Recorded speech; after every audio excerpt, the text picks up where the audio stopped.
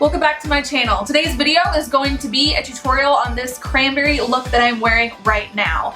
I've done looks in the past where I have bold lips and bold eyes, and I know that it isn't for everyone. You can always pair this eye look with a nude lip and it would be just lovely, but I just love to really vamp it up during the winter season, so that's what I decided to do. I really hope you guys enjoy the tutorial. Sorry I haven't been here on YouTube. I'm trying to at least get a video up every week, but I have a lot of kind of projects at home that just have to be taken care of right now.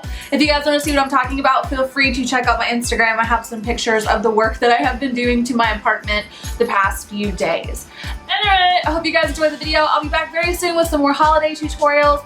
Also, please let me know if you guys want to see a Best of Beauty 2014 video. I can't decide if it's worth it because I feel like it's going to be pretty long, but if you guys want to see it, I will make it. I love you more than you will ever know. Bye!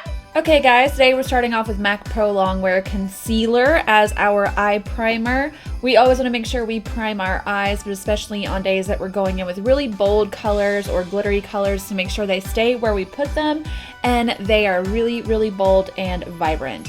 Then I'm going in with Soft Brown from MAC, sorry that was my dog shaking it out, on a fluffy E40 brush from Sigma, and I'm working this in the crease from inner corner to outer corner. I'm going to go ahead and tell you guys right now, the product shots in this video are terrible and some of them don't even have shots, but I will have detailed information for everything on my blog. Anyway, yeah, going in and out, inner corner to outer corner with that E40 fluffy brush to make sure that we deposit our crease color nice and evenly.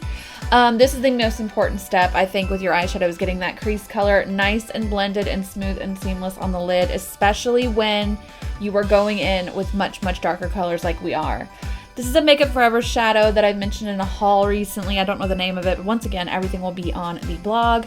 I'm taking a little bit of a more dense, fluffy brush. This one was also from Sigma. It's just a little bit more tapered. And I'm working this one even lower in that crease, once again, from inner corner to outer corner. Since most of the shadows that we are using are very deep and dark and purple, we want to make sure that we have the warmth placed strategically on our eye to make sure that all these purples and plums don't get too bruisey on the lid, if that makes any sense. And then I also intensified that color I'd say pretty heavily on the lid, because when you're trying to blend out a dark color into a light color, it doesn't always go very well. So if you make sure that you have that light color, then a medium color, then your dark color, which is this other Makeup Forever shadow, and a plum shade, I'll have to leave the name of it on the blog. You want to blend that into that warmer red. If you went in and just blended that into soft brown, it wouldn't be very seamless and it might get away from you and get a little choppy, but we're just taking this on a 217 brush from MAC and working it even lower in that crease all the way around that lid. So inner corner to outer corner, you guys get the idea. And every time we lay down a color, we go in with another brush and blend it together. I try to give you guys a pop quiz and I just messed it up royally. Yeah, every time we add a color, we blend out that color with the brush that we use to blend the color we laid down before it. So I'm going in with that E40 to blend out that plum color, if that makes sense.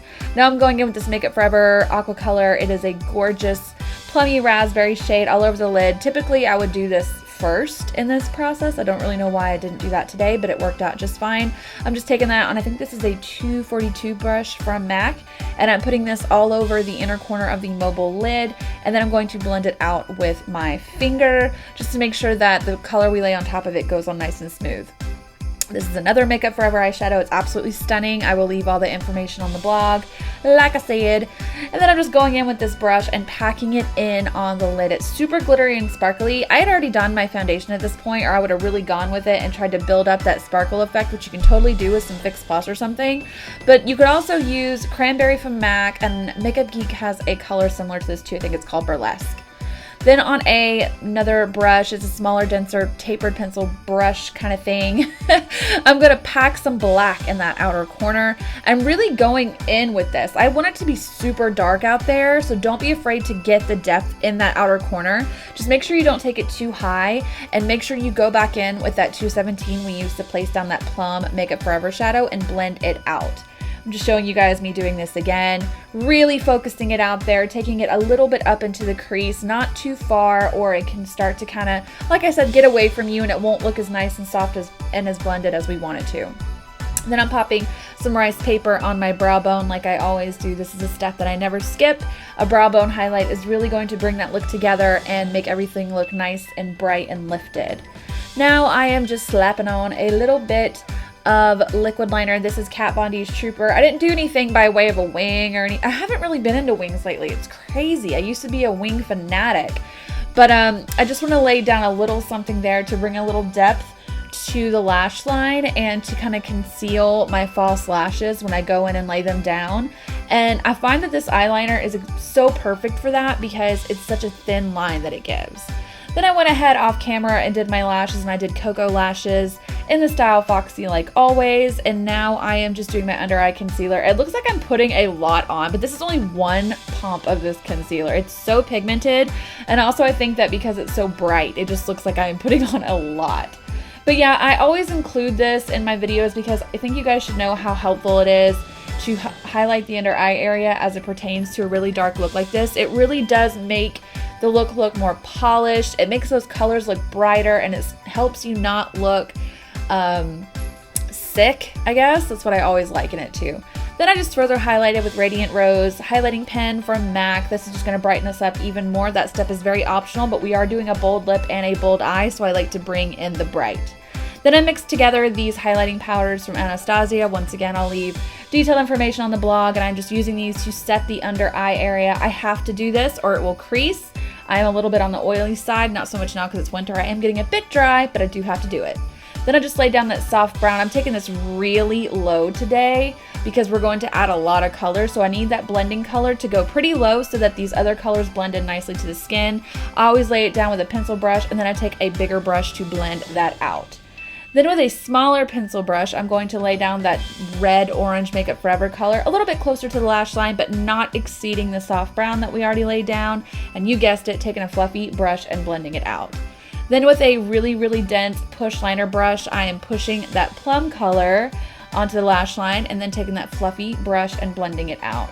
This is really repetitive. I didn't feel like going, including too much footage of this and making this too long, but you guys get the idea. We're basically smoking out the bottom lash line the same way we did the top. So the lightest color is soft brown, the next color is that Makeup Forever warm brown color, and then the plum matte color. And then we're going to blend all these colors together so they're nice and fluffy and soft on that lash line, just to bring a little bit of extra smokiness and color to the eye area. I think it's a really nice touch to bring that colored shadow down to the lash line.